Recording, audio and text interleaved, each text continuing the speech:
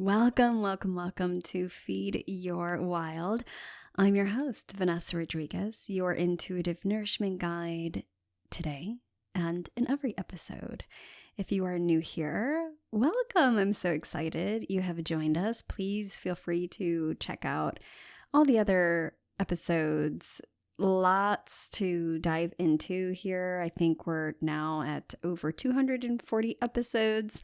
And just because there are specific ones connected to months and dates and moon cycles, really all the messages contained within and the teachings are perennial. They're for all time. And so one way and one hot tip for old and new listeners is to utilize the list of episodes as an oracle deck, so to speak. And you can literally just sort of scroll through blinded, pick an episode. There's probably a timely message for you in that particular episode. So that's one way that you can utilize this. Just a couple of super quick announcements. I want to remind you all, if you didn't tune into the last episode, which was the 5th anniversary of the Feed Your Wild podcast, and there, as you will listen later in this podcast episode, there is a fun series of 5s happening here, as you could tell, today on the 5th day of the 5th month. So 5 being a really big theme. But we also celebrated our 5th birthday for the Feed Your Wild podcast last week. And there is a fun giveaway happening. If you share on Instagram or Facebook, on social media, share your favorite Feed Your Wild episode of any of the past 245 episodes ever, and tag Wildly Rooted and Feed Your Wild podcast, you will get a chance to win a free entry into the Overcoming Imposter Syndrome workshop, the Free to Be All of Me experience. This is a replay of an incredible workshop that we had with folks all over the world. It was so much fun. We dove deep into imposter syndrome, how to navigate it, what it actually is, and then some intuitive exercises and practices that we went through together. So lots that came through, as well as a special Akashic channeled reading on imposter syndrome and this very important topic, especially when it comes to intuitive healers and practitioners. So if you're interested in winning a totally free spot and to get access to that, you get access for 6 months to the workshop experience. Then there are 2 ways. That first way that I mentioned is by sharing out on social media your favorite episode and tagging me at Wildly Rooted and at Feed Your Wild podcast. The second way is to submit a rating and review. So I know not everybody's on social media, but that is one way, a big way that you can support this podcast is by leaving a rating and review on Apple Podcasts. And if you yourself don't utilize Apple Podcasts or you don't have an Apple product, you can ask a friend or a family member and then basically take a screenshot just before you submit it and then submit it. So send me an email of that screenshot so I can track you and have an email and a way to actually reach out to you so that I can let you know if you want or not. I'm giving away 5 spots to the workshop. So again, you can either on social media share your favorite episode, tag at Wildly Rooted, and you can also leave a rating and review over on Apple Podcasts. Take a screenshot of it and email it to hello@wildlyrooted.com. And you could do both. So you can get up to 2 entries by doing that and get your chance to win a seat inside of the Overcoming Imposter Syndrome workshop. Again, this is a workshop that is specifically tailored for healers and practitioners and healing artists. So if this resonates and you're interested, definitely go for it. And I look forward to connecting with you. Today, we are talking about this Scorpio full moon and lunar eclipse. We are full on in eclipse season. If you haven't noticed already, I'm feeling everybody I know is being impacted by it in varying degrees. So it's in full effect. Today is the 5th of May, and we are in the 5th month of the Gregorian calendar year. And there's other fives connected here. We have the lunar eclipse happening 14 degrees of Scorpio. And if you're into numerology, 1 + 4 = 5. So we got 555 going already. There's more to come when its connection to the number 5. And so we're going to dive into what that all means. But first, I wanted to talk about some of the energetics here. May is a really big month. It feels like it already is. There's a lot happening, and quite honestly, a lot of upheaval for a lot of people that I know. May's a big month collectively. We see that with the effects of solar eclipses, they continue usually around 6 months after, but the effects of the last solar eclipse that we had, which was back in 19th or 20th of April, depending on where you are in the world, that not only is it going to continue to impact us 6 months after, but also into 2024, because there's some other things at play, like Pluto, which is crisscrossing the 29th degree of cardinal signs. And if you remember and go back to the episode on the solar eclipse, that was on the 29th degree of Aries. So that energy is going to be activated all through 2024, all of next year. So yeah, these things are going to continue to influence our life experience. So let's break down this particular lunation and eclipse. May 1, we had Pluto moving stationary retrograde. So anytime a planet goes retrograde, it's kind of like this huge ship shifting directions. And Pluto, this Plutonic energy, is really connected to power, so issues of power. It's also death, rebirth. And so there's a magnification of the symbolism of this sign. So lots having to do with that sort of Plutonic energy, especially if you have placements, planets between 27, 28 degrees of the cardinal signs and up to 3 degrees of fixed signs. You're going to feel this intensity even more so. What is it with lunar eclipses? Well, they typically have big full moon energy. They are at the peak full moon cycle. It's about culmination, completion, closure. So wherever it is falling in your chart, there's probably big eclipse energy around endings. And the moon, with this particular one, the moon is closest to the south node. So the south node has more to do with sort of the past, the collective past. It could be past life. It could be past history in one's life. But here, when we're looking at a collective level, we're looking even karmically. So where we are coming from, where we are moving from, the north node is where we're moving toward. So this again is an end of the old cycle, the end for the collective of that particular old cycle. So in your life, what are you moving away from? What are you shedding, like that snake, and shedding its skin in a rhythmic and cyclical fashion? You are shedding an older part of yourself with this lunation, with this eclipse. What are you releasing? Scorpio, which is where the moon is falling, Scorpio is the sign of secrets, deeply buried, long-held secrets. So things that are underground in general, the underground. Also things linked to trust issues and potentially betrayal.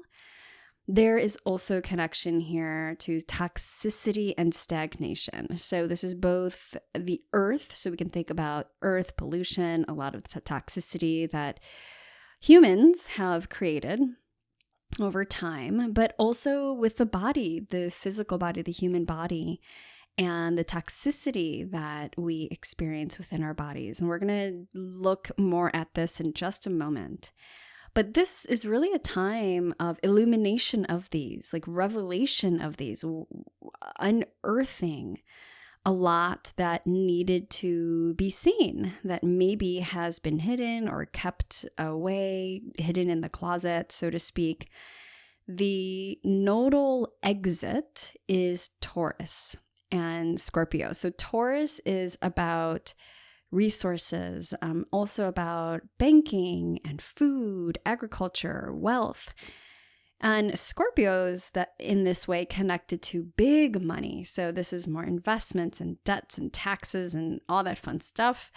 So when we're looking at some of the placements here, you could see some what we might call financial volatility, potential for financial volatility on a collective level. I think that we're already seeing this, right? Like we're already sort of seeing, I know that there's a lot of businesses, small, mid-size, and even larger businesses that are doing layoffs and downsizing. I know this for others who are, small business entrepreneurs that are having to downsize as well. There is definitely apprehension when it comes to the economical climate and, spending more money and all of this. So there's just a lot more in terms of caution and awareness around where our money is going. And there's just this topic of money in general. If you're paying attention, like just the zeitgeist, of course, money is always in news and media and like always part of the conversation. But even in circles where you might not typically see this discussion around money, like in spirituality, even religious circles, self-help and development, money is a big part of the conversation right now. And I think for good reason. I think there's a lot of healing that needs to happen with that, and a lot that is continuing to be unearthed about the imbalances around money on the collective level. So we're going to continue to see that theme playing out. And we have another lunar eclipse in Taurus that's going to happen later in October this year. But on the 18th of July, we'll see this sort of like the theme of the nodal financial axis moving out and then into Aries and Libra. So that particular eclipse is not going to be as strong when it comes to that financial theme. We are in the middle of it right now. We also see the sun closely conjunct Uranus. During the eclipse. Uranus is that planet that is all about awakening and big movements, sudden shock and revelations. We could see earthquakes and volcanoes quite literally connected to Uranus, but also financial and social and political earthquakes. We also see the moon here is opposing Uranus. And so some astrologers say that this is connected to potentially people feeling rebellious or revolutionary in some way, right? That there's like awakening happening. And I can definitely see that. And that has been a theme that's been continuing, I think, really since just before COVID, but it was really amplified when all of that, the pandemic started. And we have another theme of expansion going on here, expansion of everything because of Jupiter. Jupiter is the planet of expansion, and it is expanding this whole message about the financial stuff currently. There is fundamental social and political restructuring that's happening, and Jupiter is expanding this in this eclipse season. And one of my favorite astrologers, Pam Gregory, I have so many, if you couldn't tell, but Pam Gregory, she calls this the ignition point for these things. For this eclipse season is the ignition point for these restructurings, these patterns of restructuring. I mentioned before Uranus, so there's like that Uranus type themes happening, and Jupiter is expanding those themes around freedom and truth and rebellion and revolution. And we can also see Jupiter moving on the 16th of May into Taurus. And again, as I mentioned, Taurus really connected to food production, agriculture, also money, like mundane money. And Jupiter expanding that, bringing up those issues around food and food production and agriculture and money. So one of the things that we can be contemplating and really placing our attention on is our relationship to money, and quite practically, where are we putting our money? What are we doing with our money? How are we managing our money? So just some of the things to look at, and not to exacerbate anxiety around money. It's more around cultivating a healthier relationship with money. It's kind of like when we think about regular relationships. If you have someone that you are attempting to cultivate a healthy relationship around, right? Let's say a romantic partner, and you are super anxious about it. You're clingy. You're always calling them. You are always complaining about them. You have a complicated relationship in general with them. Maybe you are overprotective or controlling around them or of them. Maybe you don't pay any attention to them. You kind of deny it or talk down about it. I mean, this is what so many of us do with money, right? And like, who the hell wants to be in a relationship like that? No one. Money definitely doesn't want to be in a relationship like that.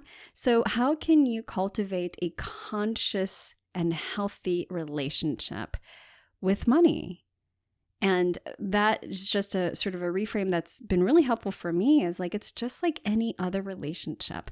We want to be conscious. We want to have conscious communication. We want to have awareness and look at the truth.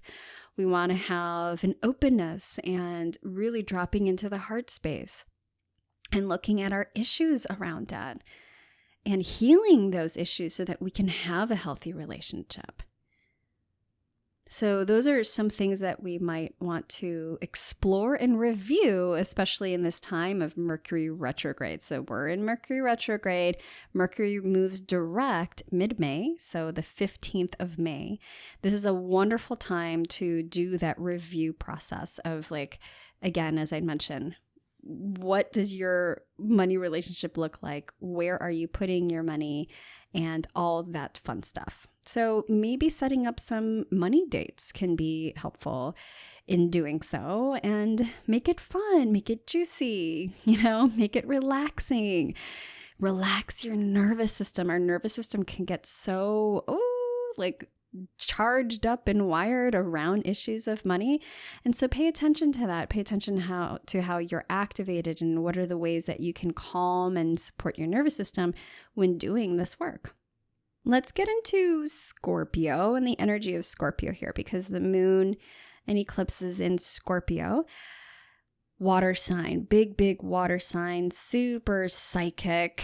Lots here in terms of the depths, like what's been lurking in the deep waters coming up with Scorpio. The modern ruler, the planetary ruler of Scorpio is Pluto.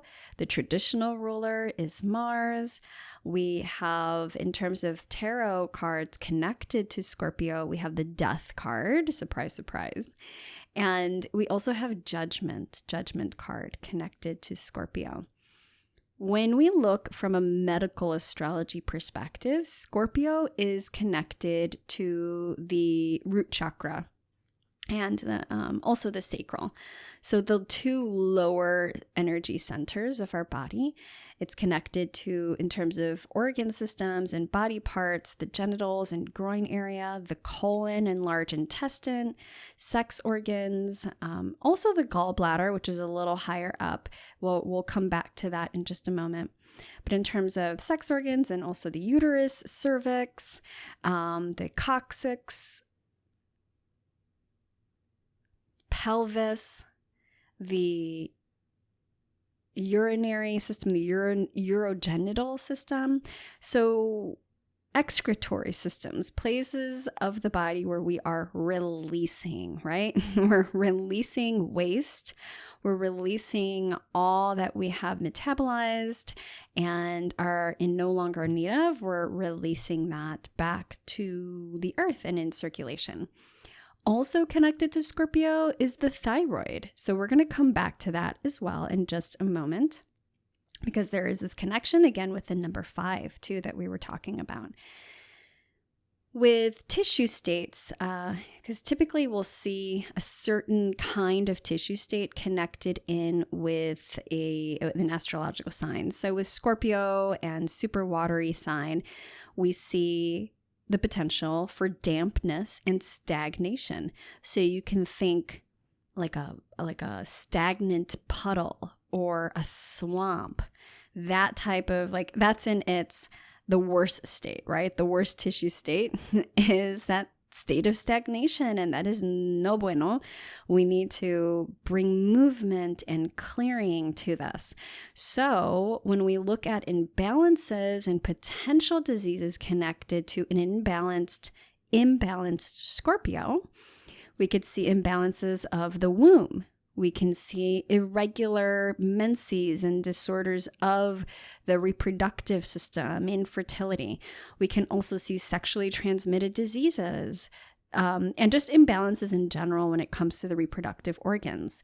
We can also see issues with the bladder infections. We could see stones, blockages in that area. We can also see just general low fertility, low sperm count, things like that.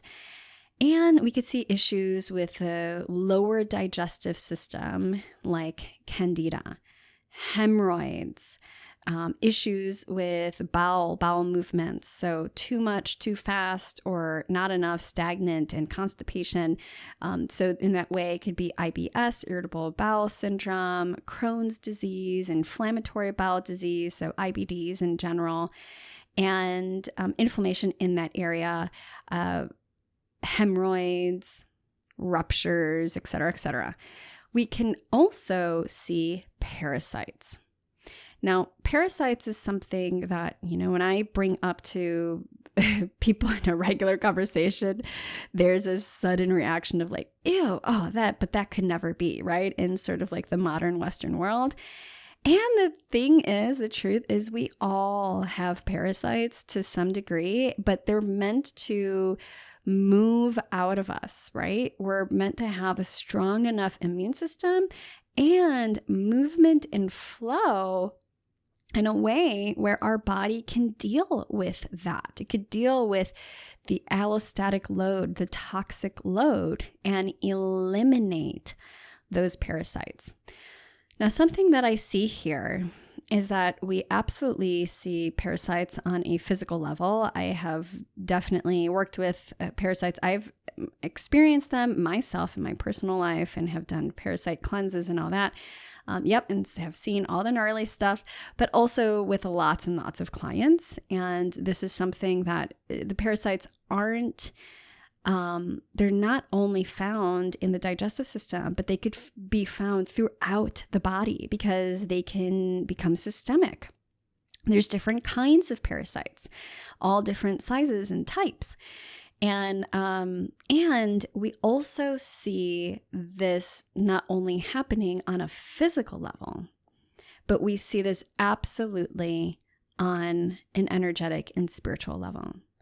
And I feel that this imbalanced scorpionic energy is absolutely connected to what you could call the more esoteric or unseen parasitic types of entities.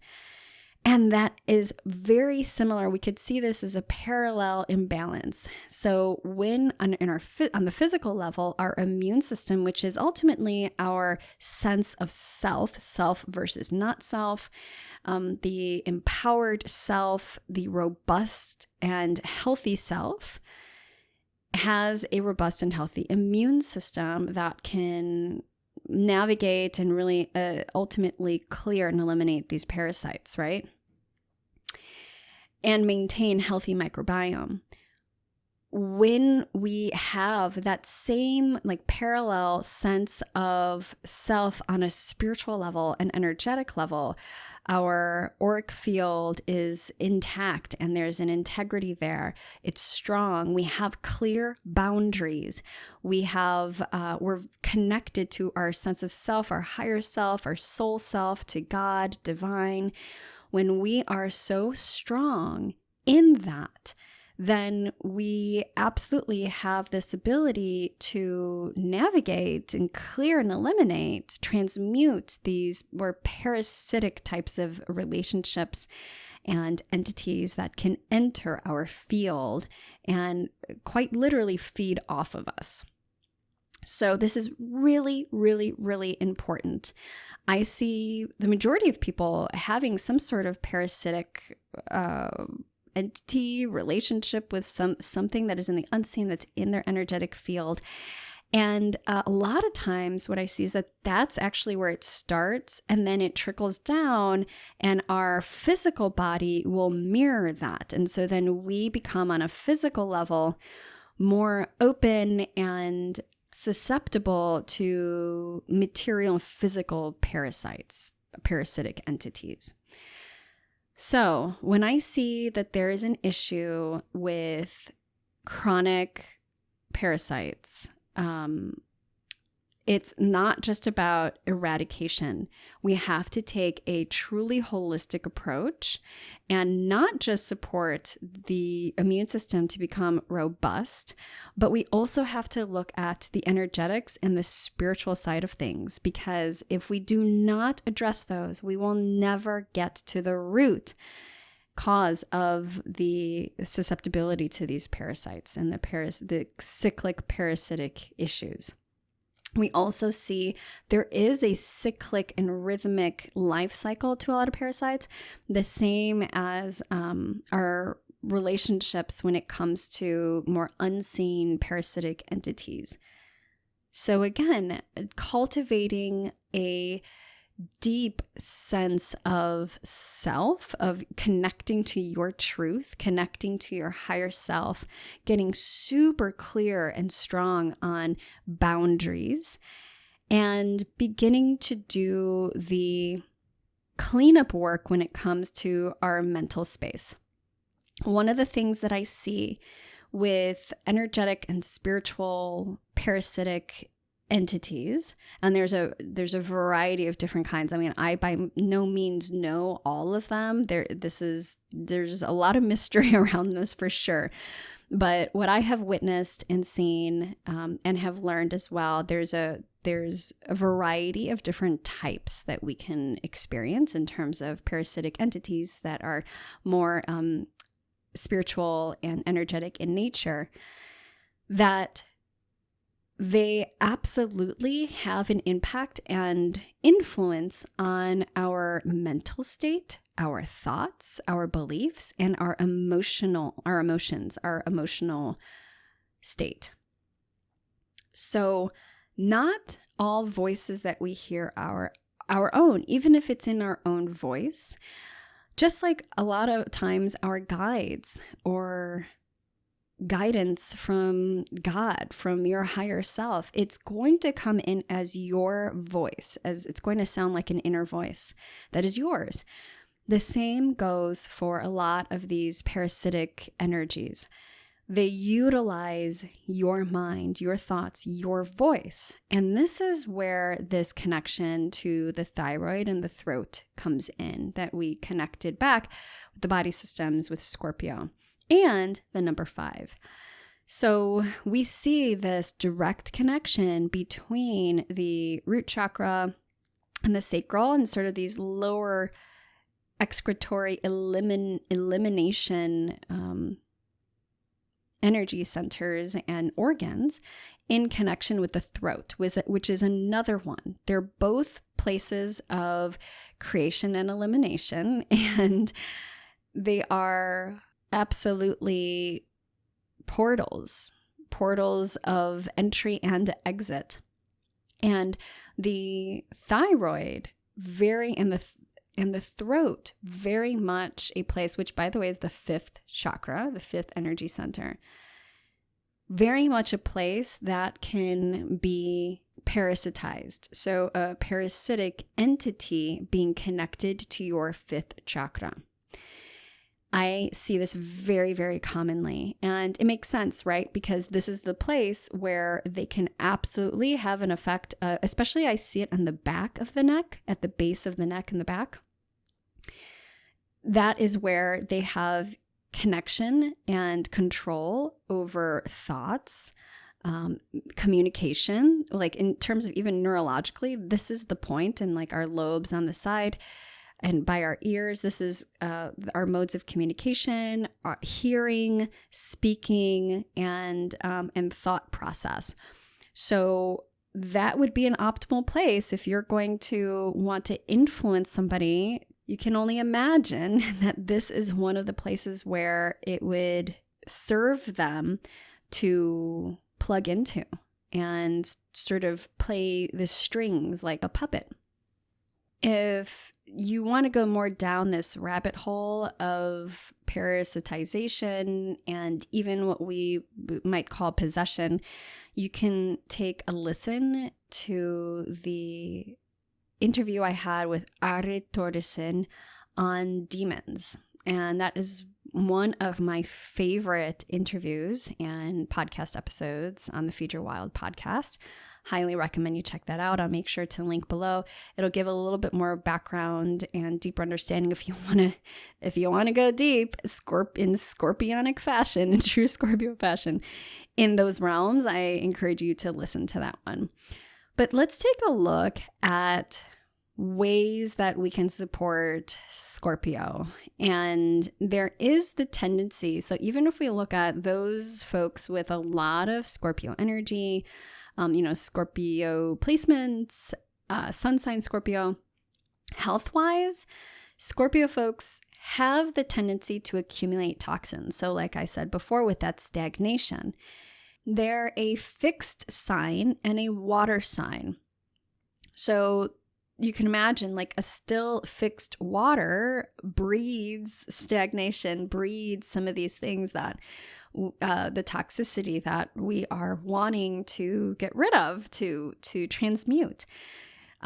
So whether it's physical toxicity from, like let's say environmental poisoning or just like issues with one's diet and all of that, or emotional toxicity from stagnation of the emotions in the emotional body. So you're not letting the emotions move through you and flowing and transmuting and transforming as they are moving through your body and being expressed and released.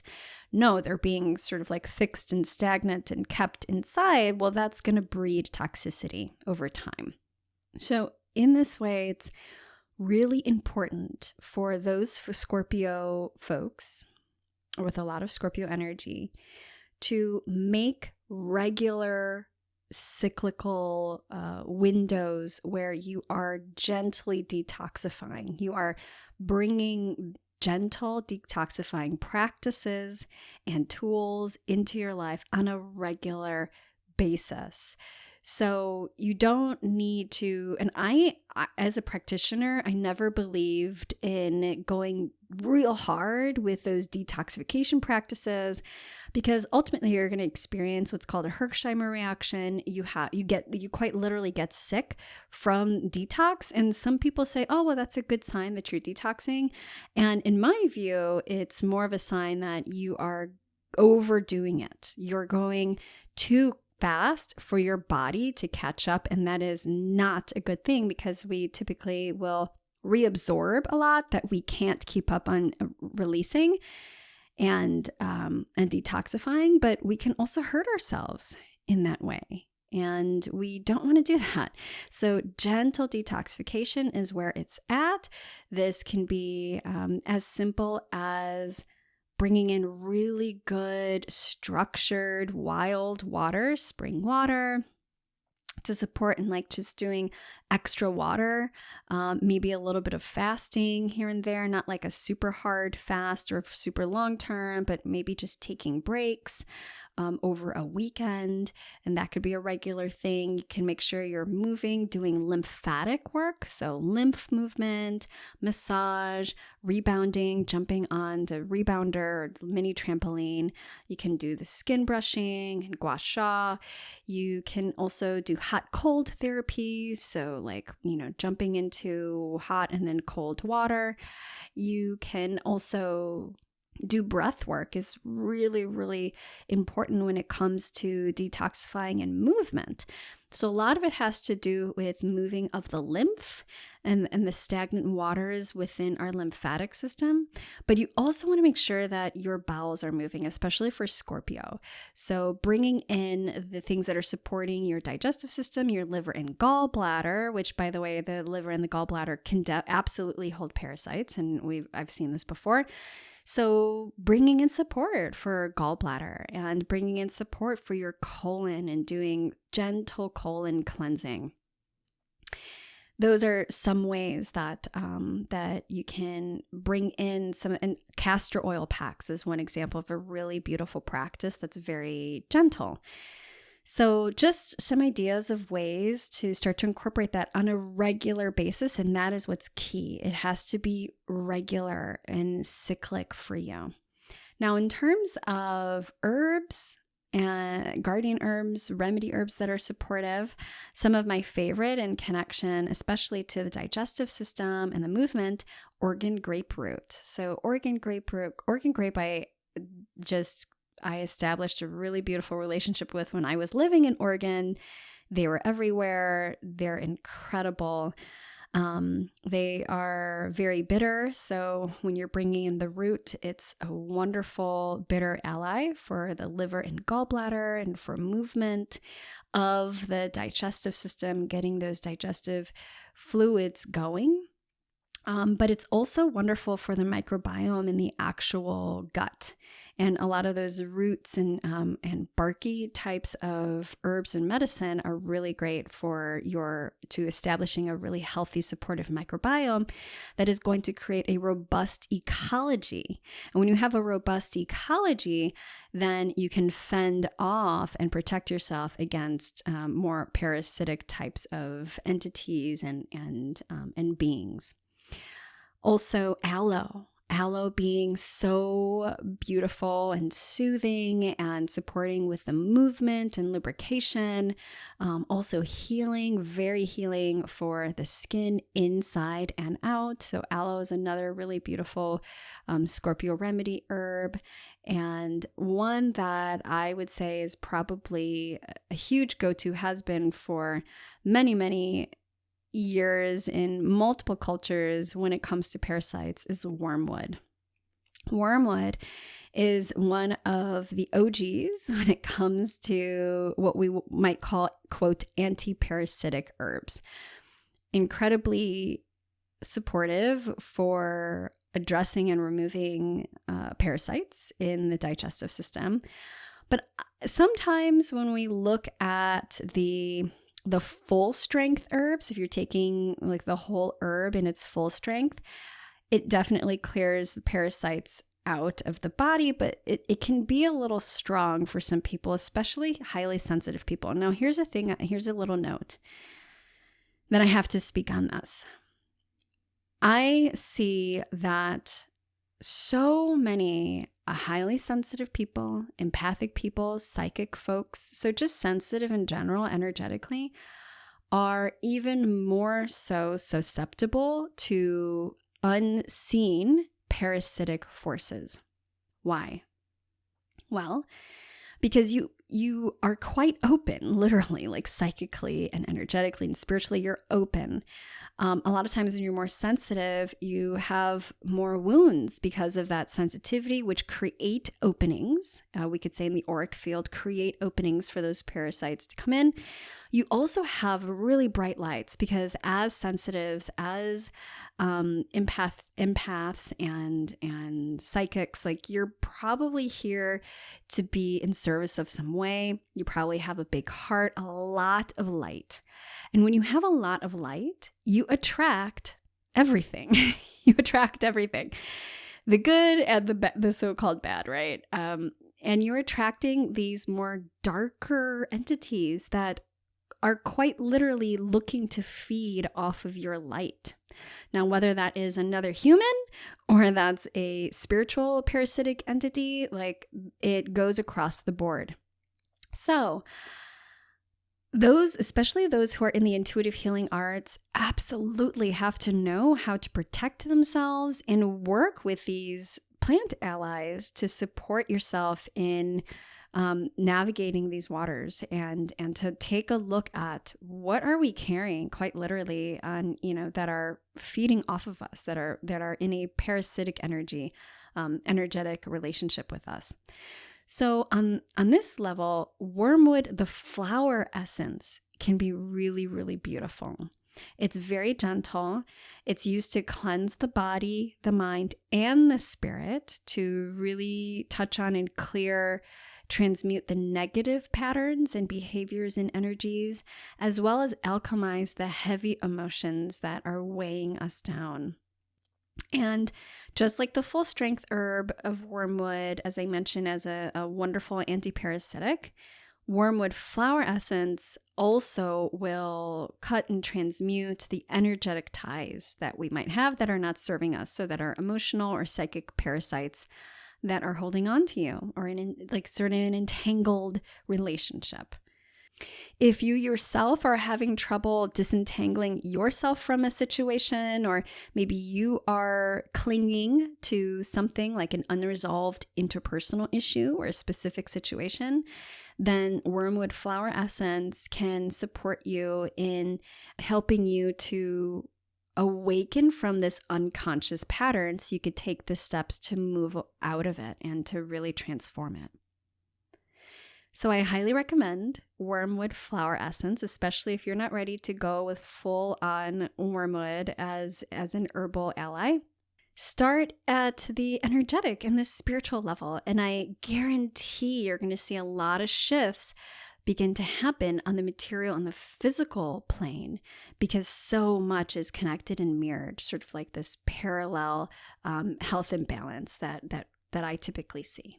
So coming back now to the number 5. Now the 5th day of the 5th Gregorian calendar month, May, the 14th degree, so 1 + 4 equaling 5. The 5th chakra connected to the throat and the voice, which is connected to Taurus, and Scorpio's connection on opposite sides of the astrological wheel. This number 5 continues to come up, and when I tune into this number, the first thing that I got was change and transformation coming. That when you see a series of 5s, there is not only are you being spoken to and confirmed by your guides or angels and whoever you connect with, but there's also something here around big shifts about to happen. So I was guided to pull a tarot card for this particular episode and on this question, and I got the King of Swords. So let's take a quick look at the King of Swords and what message is coming through around this 5. King of Swords is ultimately an invitation for you to speak your truth. And I absolutely connect this with the throat chakra and the 5th center, right? The 5th chakra. This is a teaching on communication, on truth and truth speaking, on cutting through the dark, cutting through the noise. and getting to the heart of the matter. And this is about your truth. So you have to know what your truth even is. So this is also an invitation to get to know yourself and to get to know what your truth actually is. And the thing is, sometimes we actually have to communicate and speak it in order to know it. Because we can have it inside our bodies, but until we actually express it and we can hear ourselves, we have this reflection, it's out into the ethers, that we can know, yes, that is my truth. Sometimes we might even blurt things out that we didn't know were inside of us. And that is a teaching, that's a lesson for us that we get to share with ourselves. So sharing your truth in some way, this is about expression. This is about embodiment of yourself with a capital S. This is in all forms of communication. So it's not necessarily just about speaking with your mouth and your words, but also through your art or through the written word or sharing of communication in a different way. So it's really about sharing information, sharing what is coming up and through you in an authentic and truthful way. And that is really scary, right? That could be incredibly scary, especially if you feel like it's not going to be received well or received at all, like maybe even shut down, resisted, right? And we have to say yes anyway, because it's about saying yes to ourselves. It's about aligning with our own truth, no matter the circumstance. And we have absolutely a lot of wounding around this for good reason. We have lifetimes and lifetimes of persecution and violence around speaking one's truth. And, this is the whole reason why I had created my program, Feed Your Wild Voice, which is included in the Wildly Intuitive Practitioner Pathway. But I created it because of my own experience with my throat chakra, my communication, my dharma, in connection to communication and really healing this wound. And what I have discovered working with a ton of different people around this very specific issue. So it's looking at it from a really holistic way, body, mind, spirit.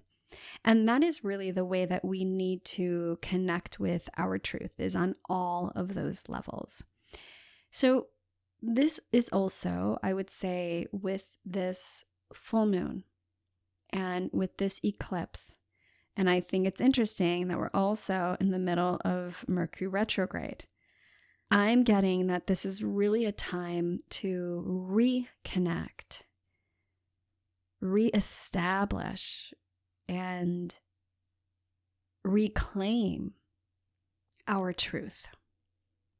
And how can we begin to practice expressing it in a way that is totally aligned and resonant with who we are? And that is one of the most healing things that we can do, because through this expression, we know ourselves even more and more deeply. And through that knowing, we support our I am, our self, our connection to our higher self in the divine, and our immune system. And in that way, we become more resilient to those parasitic energies. Our strength increases, and ultimately our resourcefulness increases because we are resourced. So this is an invitation for you to connect with your truth in some way, and not only connect to it, but express it.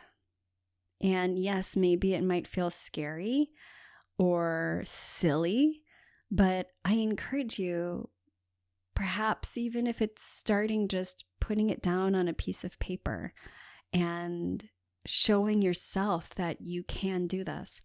Or perhaps it's with a trusted person on your team, or a loved one, a therapist, a partner who you can confide in. Speak your truth. See how it feels when you do so, how it reverberates throughout your entire body and bodies. And the shifts, the radical shifts that will begin the more you align yourself with your truth and continue to communicate it.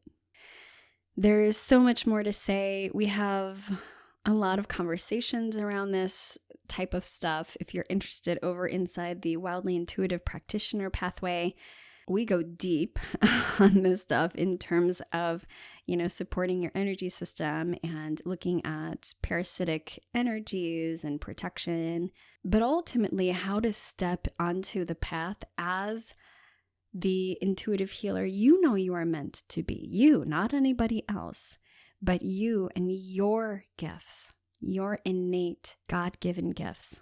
It would be my honor to welcome you inside of our container. If you feel the call, I encourage you to apply.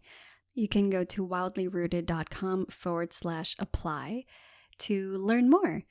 I also created a private training on how to create a transformative and intuitive healing practice you love. You will get an invitation to that private training if you apply and are accepted. So check that out if that feels good for you in this deep time of eclipse season. And there's a lot coming up for you. We would love to support you with our community of intuitive healers. All right, well, I want to hear back from you. How are things going with eclipse season? What are some of the ahas or takeaways from this episode? You can reach out to me over on Instagram. I'm at wildlyrooted. And you can also email me, hello@wildlyrooted.com. It is me. I'm a human on the other side. And I love to start conversations with listeners. So there's your invitation. All right, I am sending you so many blessings in this time of big change and shedding, and excited to hear what awaits you on the other side. Until next time, be well.